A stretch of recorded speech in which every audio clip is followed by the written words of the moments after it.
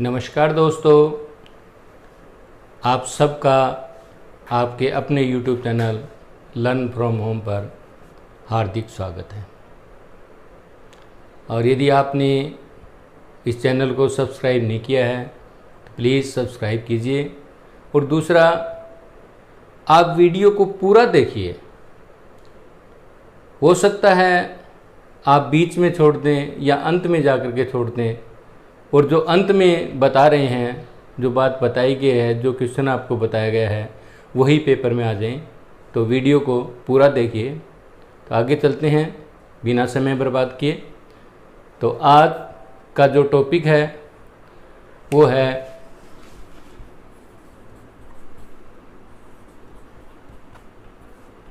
हरियाणा में कला और संस्कृति। ये जो दो शब्द है कला और संस्कृति, ये दोनों एक दूसरे के पूरक हैं। कला के बिना संस्कृति अधूरी है और संस्कृति के बिना कला अधूरी है। तो दोनों एक दूसरे के पूरक हैं। अब हम चलते हैं कला में, जो कि संस्कृति पर ही आधारित होती है।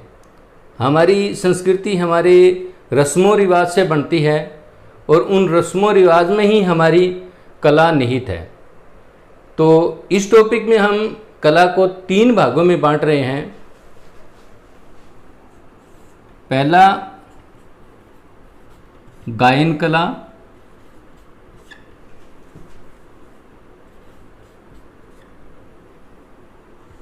दूसरा नृत्य कला और तीसरा वाद्य संगीत कला। तो आज शुरू में हम गायन कला का विस्तार से विवरण कर रहे हैं। तो इसमें हम लेते हैं सबसे पहले लोकगीत, क्योंकि हमारे हरियाणा में सारी जो गायन कला है वो लोकगीतों पर ही आधारित है। तो समाज में संस्कृति के आधार पर अनेकों रस्म रिवाज, रीति रिवाज और पर्व होते हैं, और इन्हीं पर आधारित होते हैं गीत। जैसे वर्षा ऋतु में सावन के गीत होते हैं, कार्तिक मास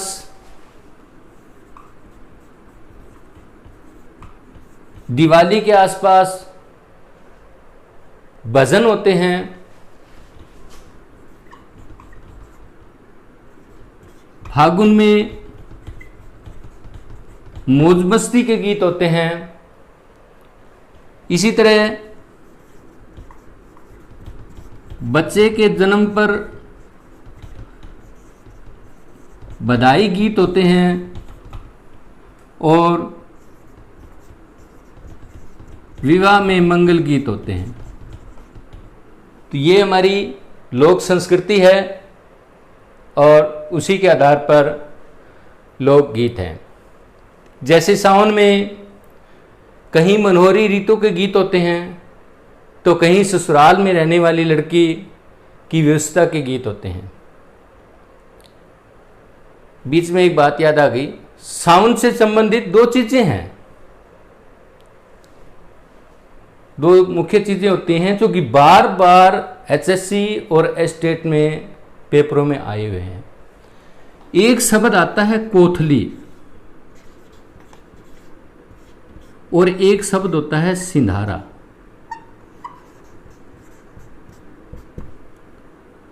ये कोथली क्या है और सिंधारा क्या है?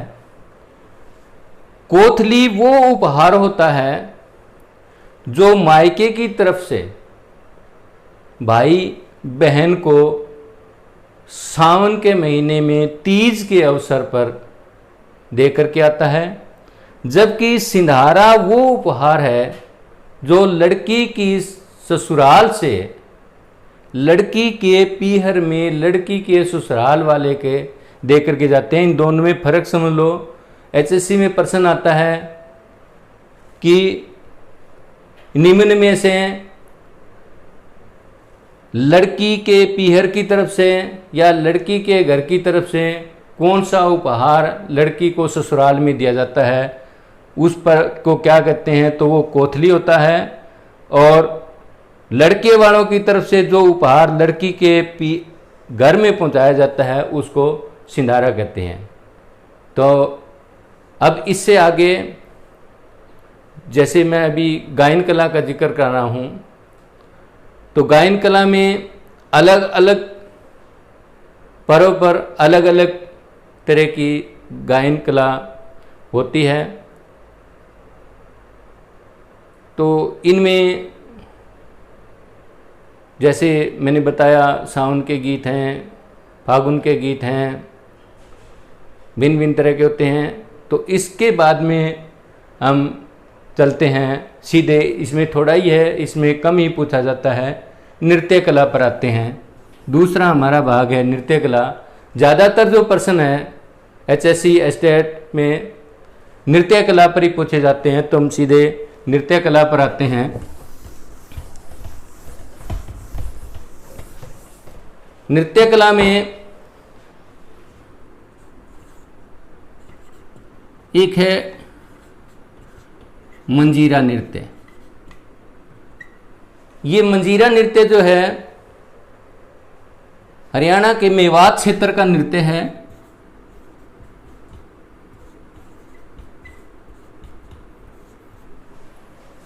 स्त्री पुरुष दोनों के द्वारा किया जाता है। और ये डफ और मंजीरा ये वाद्य यंत्र होते हैं। डफ और मंजीरा इनके साथ किया जाता है। इन दोनों वाद्य यंत्रों के साथ मंजीरा नृत्य किया जाता है। मंजीरा नृत्य मेवात क्षेत्र का नृत्य है। स्त्री पुरुष दोनों के द्वारा किया जाता है। एचएससी में प्रश्न आया कि निम्न में से मेवात क्षेत्र का नृत्य कौन सा है। एक बार आया कि मंजीरा नृत्य किस क्षेत्र का नृत्य है। दोनों ही आए हुए हैं। प्रश्न इधर से बन सकता है, प्रश्न इधर से भी बन सकता है। दूसरा एक मेवात क्षेत्र का दूसरा एक नृत्य है रतवाई नृत्य। ये भी मेवात क्षेत्र का ही नृत्य है।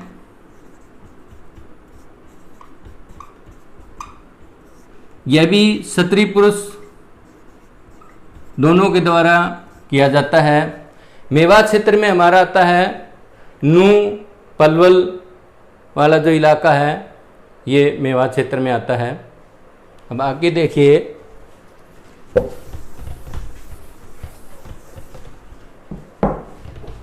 एक होता है खेड़ा नृत्य। ये नृत्य किसी बुजुर्ग व्यक्ति की मृत्यु पर किया जाता है। बुजुर्ग की मृत्यु पर किया जाने वाला नृत्य खेड़ा नृत्य कहलाता है। उसके बाद में हम चलते हैं एक हमारा लूर नृत्य। लूर नृत्य फागुन के महीने में किया जाता है।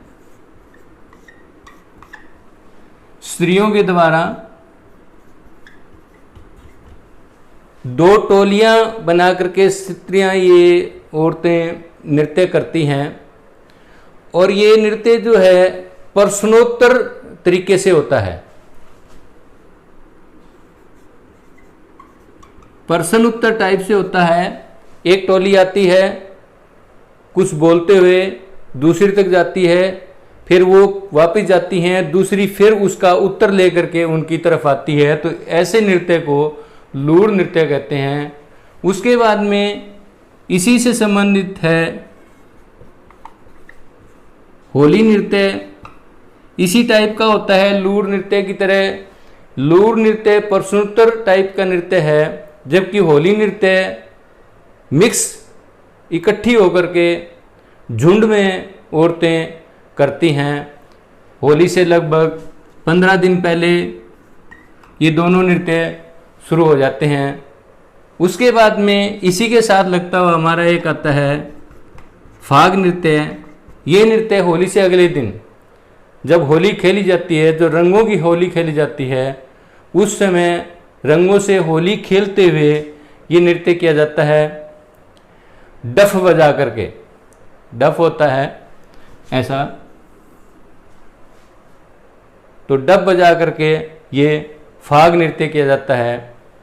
अब ये फागुन के 3 नृत्य होते हैं, लूर नृत्य, होली नृत्य और फाग नृत्य। उसके बाद में इसके बाद एक त्यौहार आता है हमारा गणगौर का। तो गणगौर नृत्य जो है वो शिव पार्वती से संबंधित है। शिव पार्वती को प्रसन्न करने के लिए महिलाएं ये गणगौर नृत्य करती हैं। तो प्रश्न बनता है, आया भी है एचएससी में, कि इनमें से शिव पार्वती से संबंधित कौन सा नृत्य है। नीचे ऑप्शन में गणगौर नृत्य दिया होता है, तो शिव पार्वती से जो संबंधित है, कई क्या करते हैं उसमें ऑप्शन में डमरू नृत्य भी होता है, तो डमरू नृत्य को ठीक कर देते हैं, वो गलत होता है। शिव पार्वती से संबंधित जो नृत्य है वो गणगौर नृत्य है, इसे ध्यान रखना है। इसके साथ ही मैं लिख देता हूँ डमरू नृत्य। डमरू नृत्य जो है शिवरात्रि के अवसर पर किया जाता है। शिवरात्रि के अवसर पर किया जाता है, हाथ में डमरू बजा करके। ये अंतर है इन दोनों में। जो गणगौर नृत्य है शिव पार्वती को प्रसन्न करने के लिए महिलाएं करती है, इसमें कोई वाद्य यंत्र नहीं होता, जबकि जो डमरू नृत्य है इसमें हाथ में डमरू होता है और शिवरात्रि के अवसर पर किया जाता है। ये पुरुषों के द्वारा ज़्यादा किया जाता है। उसके बाद में एक नृत्य आता है धमाल नृत्य। ये धमाल नृत्य जो है मान्यता है कि महाभारत काल से चला आ रहा है। महाभारत काल से चला आ रहा है। ये रणबांकुरों के द्वारा किया जाने वाला नृत्य है। जैसे हमारे एक गीत भी प्रचलित है, जब हमारी सेना चलती है तो कहते हैं कदम से कदम बढ़ाए जा। इसी तरह के ये नृत्य होते हैं, किसी गीत की धुन के ऊपर ये नृत्य किया जाता है। उसके बाद एक नृत्य है रास नृत्य। रास नृत्य श्री कृष्ण भगवान से संबंधित है। रास यानी कि प्रेम लीला। तो ये नृत्य श्री कृष्ण भगवान से संबंधित है। ये ब्रिज क्षेत्र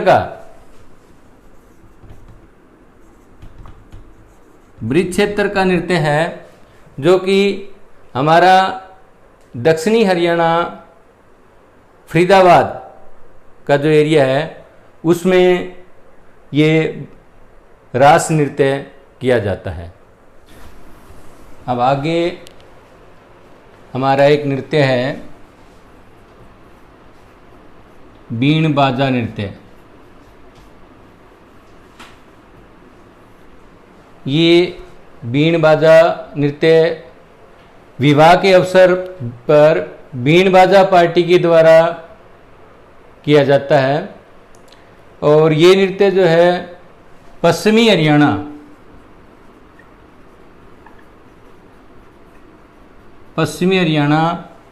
जिसमें सिरसा, हिसार, फतेहाबाद, भिवानी आदि क्षेत्र आते हैं, इनमें बहुतायत मात्रा में कुछ समय पहले तक किया जाता था। आजकल नवीनतम बाजा पार्टी आने से ये जो हमारी बीण बाजा नृत्य जो संस्कृति है ख़त्म होती जाने लग रही है। फिर भी जो है ना बीण बाजा पार्टी का एचएससी में जिक्र आ सकता है। उसके बाद में हमारा है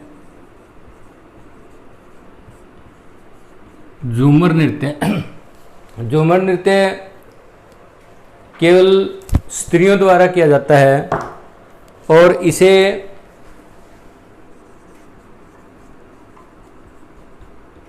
हरियाणवी गिद्धा भी कहा जाता है। कई बार एचएससी में पूछा गया है कि हरियाणवी गिद्धा इनमें से किसको कहा जाता है, तो झूमर नृत्य को हरियाणवी गिद्धा कहा गया है। उसके बाद में आता है इसी मिलता जुलता नाम है हमारा घूमर नृत्य। घूमर नृत्य जो गोलाकार घूम करके किया जाता है उसे घूमर नृत्य का नाम दिया गया है। इसका जो पहनावा होता है महिलाओं का वो घाघरा या दामन, नीचे का जो पहनावा होता है घाघरा, दामन, कुर्ता और ओढ़नी होता है। ये नृत्य प्रायः गणगौर के त्यौहार पर या अन्य मांगलिक कार्यों के समय किया जाता है। उसके बाद एक आता है हमारा घोड़ी नृत्य। घोड़ी नृत्य लड़के के विवाह के समय किया जाता है। जब बारात जाती है उस वक्त जो नृत्य किया जाता है वो घोड़ी नृत्य होता है। घोड़ी नृत्य में एक कपड़े और गत्ते से बना हुआ मुखौटा होता है घोड़ी का, वो एक आदमी पहन लेता है, एक पुरुष पहनता है और पहन करके वो नृत्य करता है। वो नृत्य जो है घोड़ी नृत्य कहलाता है। उसके बाद में हमारा आता है एक छड़ी नृत्य। छड़ी नृत्य जो है भादों के महीने में गोगा नवमी के अवसर पर किया जाता है। गोगा नवमी के अवसर पर किया जाने वाला नृत्य छड़ी नृत्य कहलाता है। फिर एक नृत्य है हमारा डफ नृत्य। डफ नृत्य बसंत ऋतु में किया जाता है और ध्यान रहे 1969 में पहली बार इस डफ नृत्य को गणतंत्र दिवस की परेड में शामिल किया गया था हरियाणा की झांकी के साथ। हरियाणा की झांकी के साथ डफ नृत्य को 1969 में गणतंत्र दिवस की परेड में शामिल किया गया था। उसके बाद में एक है हमारा सांग नृत्य। तो सांग नृत्य है सांगी कलाकारों के द्वारा किया जाता है। इसमें 4 पुरुष होते हैं और स्टेज के ऊपर चारों कोनों पर 4 पुरुष खड़े होते हैं और सांग की रागिनियों पर यह नृत्य किया जाता है। के बाद विवाह के लड़के के विवाह के 2 नृत्य और हैं जो महिलाओं के द्वारा किए जाते हैं। उसमें एक बोकड़ा होता है और दूसरा खोड़िया। ये दोनों एक ही समय पर किया जाता है। बोकड़ा जो ही लड़के की बारात लड़की वालों के घर की तरफ चलती है तब बोकड़ा नामक नृत्य किया जाता है। इसमें बोलियां बोली जाती है। जैसे पंजाबी गिद्धे के अंदर बोलियां बोली जाती है उसी तरह बोकड़े में भी बोलियां बोली जाती है।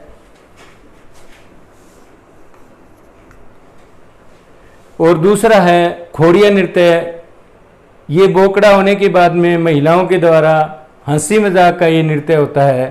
खोड़िया नृत्य लड़के वालों के घर में। इसके बाद में एक नृत्य और है छठी नृत्य। ये नृत्य शिशु के जन्म के छठे दिन कि रात्रि में महिलाओं के द्वारा किया जाता है शिशु या बच्चे के जन्म के, तो ये पूछ लिया जाए कि शिशु या बच्चे के जन्म के छठे दिन कौन सा नृत्य किया जाता है, तो वो उस नृत्य का नाम है छठी नृत्य। दोस्तों, आपका वीडियो देखने के लिए धन्यवाद। और यदि इस वीडियो में कुछ रह गया हो तो कमेंट बॉक्स में अवश्य लिखें। आपके कमेंट्स पर एक वीडियो अलग से बनाई जाएगी। तो आपका बहुत बहुत धन्यवाद।